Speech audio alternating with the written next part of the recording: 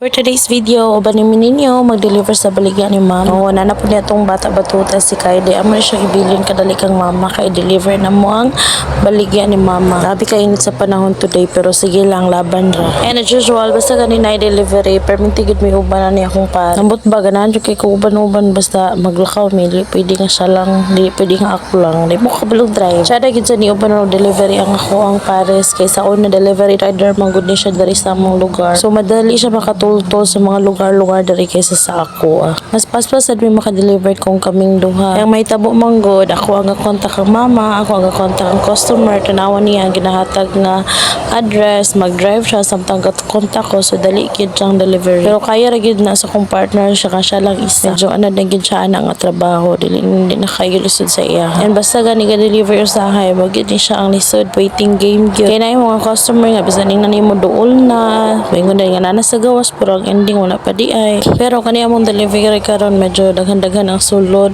Wala ko kabalo kung pila ni gabok mga 8 katao or 10 katao mga delivery ani, tapos isa lang ata mo nabalik sa balay. Tapos gikan San Jose pakuan pa ni siya pasumpo merkado, tapos napagid dito sa diversion mo ni siya. Init gid kayo ni nga delivery pero tabang gid sa nako ni kang mama man kung si mama na ipa-deliver di ko magduha-duha og tabang kay mura gid ni pinaka-list na akong mabuhat para sa iya ha, tabang sa iyang negosyo. Kaya ako as pinakamagulangan gadalon gud akong guilt ay nga dili ko kasabot tabang sa ilaha financial. Sa balay gani amo mga bayaron dito like kanang mga tubig, kuryente, bugas, mga ing ana is 50-50 mi. Kami tanan nga nasa balay gaambag mi. Ako gid ang nagsatong rules kay lisod kayo pulos magud mi galisod.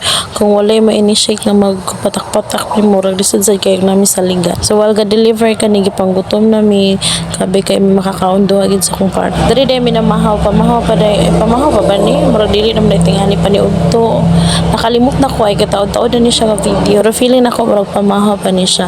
Tapos kani akong partner naaman ni sa like render sa iyahang mama which is iyahang lola pero mao ang mama nga ni stand sa iyang birth certificate. So naman sa like render basta ganit tay mga makanhimi og balay-balay dari mi mamahaw maliud to baka ha. Dili na kayo mi makapanihapon diri sa ilaha kaya nga mo magong motor nga gahulman kang papa is walay suga og gabi. So minus yun kayo may makalakaw gabi. Kani saktong kuan kaon storya maplano sa kaya boy yun sana mo gasto mo 1 million char 1 million kalisod magani gatas taga-adlaw og palit pero bitaw manifest raman na siya at least pohon kataba dili lang delivery akong mahatag kang mama. What if di ay kwarta na pohon kung magbinutan lang bitaw ni akong partner no medyo makaginhawa jud ko og kanang kuano sahay diskarte upang warta. Pero ambot ba ako ra ba ang galuyahan basta kanang badlungon kay akong partner busay di ko ganahagliho kay magsira ko higda. Pero ako naman siyang gingnan ana nga dili gid siya magbabadlong kay basta gani kapabadlong siya dili ko ganahaglihok samot gid mi magut. Lisod nagikaya mo pamuyo wala mi kwarta tapos dili pa gid bitaw malipayon murag na unsa na lang man taning kalibutan na. Murag man tanong puyo ani kalibutan na nga sige ra kagaol wa tay kwarta wa pagit tay kalinaw. Pero basta sa ako nang giingon sa mga last videos na ako layo na gid ni gigibag ko ang akong partner. Unlike before magsiglayas-layas sige sapot-sapot diri sa balay. Karon masaligan na gid ni siya usay siya pagyaman ni siya luto dito sa balay. Di kay isa po na sa lisod sa una sa mo kananad mangon ni siya sudan diri sa laha. Sentro man ni so kung na kay 15 na kay G's na baka kay 20 makapalit na kong sudan. Sa una dito siya sa balay bago pa lang gabati-bati gid yung dagwayan yun. Sa man namo nga wala man gid mi sa balay pobre mi gid mi dito. Kadugayan naka-adjust na siya.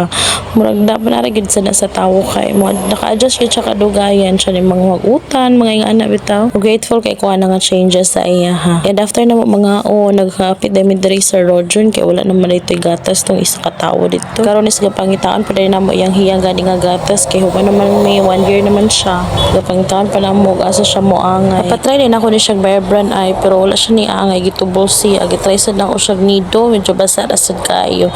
Naundangan ako siya na student kay na wala ni student nga pang 1 year old. And kani nakauli na mi kanila si Dudong basta between 10 AM hangtod 2 PM wala ni siya sa nina kay grabe kay igang nahadlok pa ito nakita na ako sa news nga heat stroke bitaw nga 6 months old nga bata.